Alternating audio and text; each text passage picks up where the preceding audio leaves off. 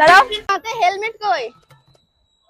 আমি তো সাইকেল নিয়ে আছি, আমাদের তো এরকম হেলমেট সম্বন্ধে আমার আইডিয়া নেই। মানে তুমি যদি হেলমেট না পরে 500 টাকা ফাইন, জানো তুমি? এটা তো আমরা কোনো জানি না বা জিজ্ঞাসা করে হ্যাঁ? নিউজ লাইনে দেখিনি বা এরকম আমাদের সাইকেল অভিজ্ঞতা নিয়ে হয়। বেরোলে হেলমেট নিতে হয়, এখন যদি তোমার বিপদ ঘটে হেলমেটটা তোমার মাথা বাঁচাবে। কিন্তু এইরকম যে হেলমেটের প্রপোজাল হ্যাঁ, কোনো সরকারি সূত্রে তো আমি শুনিনি।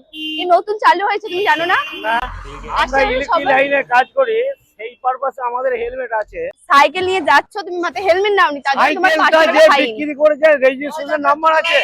সেটা তুমি বুঝে নেবে, হচ্ছে তুমি মাথায় হেলমেট না নিলে 500 টাকা ফাইন। তাহলে আমি 500 টাকা ফাইন helmet- দাও, আগে 500 টাকা দাও তবে তুমি 500 যাবে। টাকা ফাইন তো পরের বছর দাও, আপনি আমাকে 500 টাকা দেন। তুমি আগে দেবে 500 টাকা, তারপরে আমি 500 টাকা দেবো মানে চিন্তা ভাবনা করবো।